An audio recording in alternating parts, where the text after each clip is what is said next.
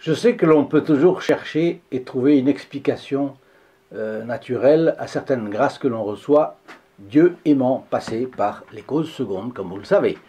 Mais aujourd'hui, je vais vous raconter un fioretti fort pittoresque où, si un sceptique peut trouver une explication rationnelle, qui serait tout de même bien alambiquée, la foi dans toute sa simplicité, c'est reconnaître dans l'imbrication des faits entre eux une belle et grande grâce de Dieu par l'intermédiaire du Padre Pio.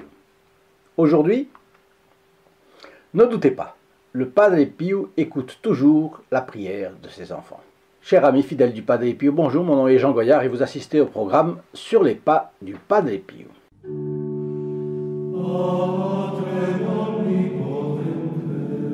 Et aujourd'hui, c'est le rapport de Catarina Tangari, fille spirituelle du Padre Pio, et on le trouve dans le site Católicos de Ribeirão Preto, citant le bulletin de la revue Permanencia. Et nous nous trouvons dans une situation très spécifique, recherchant une aide de la Providence dans une situation difficile.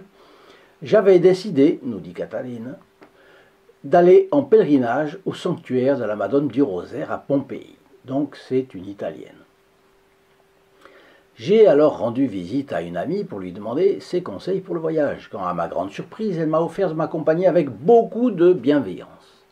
Et nous avons choisi de partir le premier samedi du mois du Rosaire, c'est donc le 1er octobre 1949, 4 ans après la fin de la guerre. Au cours du pèlerinage, il m'arrivera quelque chose d'absolument sensationnel et totalement inopiné, qui me rapprochera beaucoup du Padre Pio. Nous étions en chemin, depuis déjà plus de 10 heures, quand lors de la traversée de San Giovanni di Teduccio, un petit village, un petit garçon s'approcha de nous par derrière, et en me parlant, me montra un livret de prière dont la couverture montrait la Madone de Pompéi. « N'auriez-vous pas perdu cela, mesdames ?» M'ayant laissé le livret dans les mains, il partit, disparut. Ce livret contenait la neuvaine à la Madone de Pompéi que j'avais emmenée dans l'intention de la prier en fin de pèlerinage. Elle se trouvait dans un petit sac de cuir que j'avais cousu dans la poche de mon manteau. Donc c'était attaché, disons comme ça. La poche du manteau avait certainement été cousue par-dessus. Dedans, il y avait aussi l'argent du voyage de retour. 3000 lires en tout. Grosso modo, 3000 lires de 1949, ça fait 60 € d'aujourd'hui. Il y avait aussi un avoir de 16 000 lires dans un magasin. Ça équivalait à 300 € d'aujourd'hui. Donc une somme à cette époque. Une photo de mon mari et une du Padre Pio qu'une franciscaine m'avait donnée. Et enfin, une image de l'enfant Jésus trouvée dans le livre de Del Fante, qui était un fils spirituel du Padre Pio, sur laquelle il y avait ces mots « béni par les mains stigmatisées du Padre Pio ». Vous imaginez donc cette main qui est témoignage matériel d'une grâce extraordinaire du bon Dieu sur le corps du Padre Pio. Eh bien, cette main stigmatisée avait béni cette image. Je cherchais le petit sac de cuir dans la poche de mon manteau. Il était bien là, mais ouvert. Les photographies et l'avoir manquaient, alors que les 3000 lires pour le voyage de retour étaient là. Donc 60 €, si ça avait été un voleur, il aurait pris les 60 €, il aurait laissé le reste. À laisser quelque chose, il aurait laissé le reste. Donc ce n'était pas un voleur qui avait pris. C'est là que, pour la première fois, je me tournai vers le Padre Pio et lui adressai une prière. Et je la lui répétais plusieurs fois dans mon cœur. Padre Pio, faites que je retrouve tout ça à la maison. Au fond, elle était fort triste d'avoir perdu ces images qui étaient toute son affection. J'étais sûr d'avoir oublié ces choses à la maison et que je pourrais remettre la main dessus à mon retour. Pendant le voyage de retour, les objets perdus furent encore un peu le sujet de nos conversations, mais nous n'y avons pas accordé grande importance. Rentré chez moi, je les ai cherchés, partout en vain, ces objets. Et je me disais que la seule chose que je pouvais encore essayer, c'était de revenir au magasin qui m'avait donné l'avoir de 16 000 lires. J'ai décidé d'y aller ce matin-là. Mais j'étais en train de me préparer pour sortir quand quelqu'un a frappé à la porte. Ah, ça, c'est un autre élément intéressant, c'est une coïncidence. Au moment où elle sort, quelqu'un va arriver. J'ai ouvert la porte et j'ai vu 3 femmes et un enfant, un garçon, qui voulaient me parler. Et j'ai tout de suite reconnu le petit garçon qui m'avait rendu le livre de ma neuvaine perdue sur la route dans le petit village en question. Comment avez-vous réussi à me retrouver, mesdames, leur ai-je demandé. C'est le moine. Ce moine-là, m'a répondu l'une d'elles avec vivacité, posant la photo de Padre Pio sur la table. Donc, elle a prié Padre Pio, et la dame vient avec l'image du Padre Pio. Et en plus au moment où elle allait sortir. Tout impressionnée encore par le fait extraordinaire dont elle avait fait l'expérience, elle m'a raconté ce qui lui était arrivé. Et c'est là que ça devient très intéressant. Le jour de notre pèlerinage, samedi vers midi, son fils Michael, après avoir joué dans la rue toute la matinée, est rentré à la maison et se lança dans la construction d'un petit autel, pour la messe, sur la table. Il avait placé l'image de l'enfant Jésus au centre, une image de chaque côté, et avait décoré le petit autel avec des fleurs et de bougies. Et il s'agissait alors d'allumer les bougies. Pour les allumer, l'enfant est allé demander un peu de feu à sa mère, qui était en train de cuisiner dans la cuisine. Comme un fumeur demande à quelqu'un, à un autre fumeur. Et il lui tendit un morceau de papier roulé pour qu'elle l'enflamme.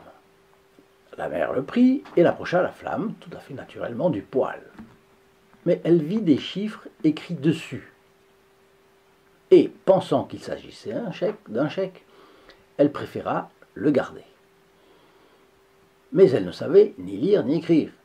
Elle sortit chez sa voisine pour lui demander ce que c'était.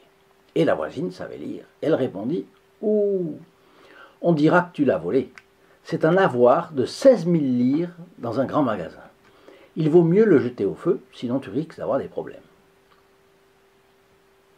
De retour à la maison, interloquée, un peu inquiète, elle ne se sentait quand même pas de brûler le morceau de papier. Il lui semblait que quelqu'un l'en empêchait. Le dimanche est passé et l'aube du lundi est arrivée, mais elle n'arrivait toujours pas à dormir. De temps en temps, il lui semblait voir le moine de l'image qui répétait toujours « Allez à la maison, allez à la maison !» Et elle se demandait dans quelle maison il lui faudrait aller. Et elle a commencé à se sentir un peu gênée. Ce moine ne voulait pas la laisser tranquille.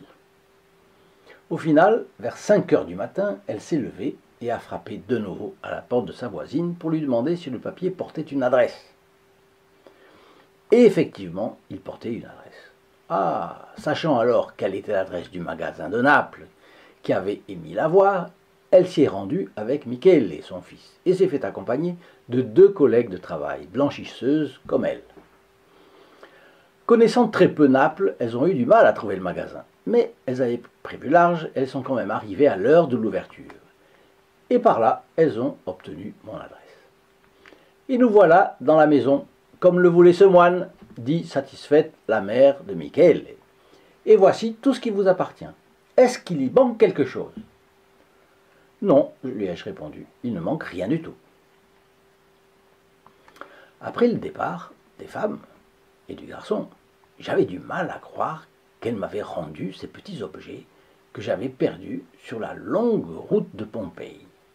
Parce que c'est ça, quand on connaît la solution, c'est une chose, mais quand on sait ce que c'était, un pèlerinage, une longue route, on traverse un petit village, on me rend quelque chose, mais c'est incomplet, mais il y a de l'argent du voyage, mais il manque un avoir. Évidemment, l'avoir était plus gros. Est-ce que quelqu'un me l'aurait volé? Évidemment. Eh bien là, non. C'est très curieux. On arrive à la retrouver. Bien sûr, naturellement parlant, on pouvait très bien la retrouver à cause de l'adresse, oui, sans doute. Mais les coïncidences sont quand même très, très, très fortes. La prière qui, humainement, m'avait semblé absurde, voilà. Il y a des gens qui me disent « Oh non, non, non, mais moi je ne dérange pas le Padre Pio, il y a tellement à faire. » Non, non, non, moi je prie, non, je ne demande rien. Bon, si la personne ne veut pas demander, elle ne l'aura pas, ça c'est sûr. Qui ne demande rien n'a rien. Mais il faut savoir demander. La prière, qui humainement m'avait semblé absurde, avait été exaucée à la lettre. J'ai alors compris, comme jamais auparavant, que la grâce connaît des parcours que nous ne connaissons pas, que les voies de Dieu ne connaissent ni obstacles, ni empêchements pour nous atteindre, et finalement viennent aux hommes miraculeusement.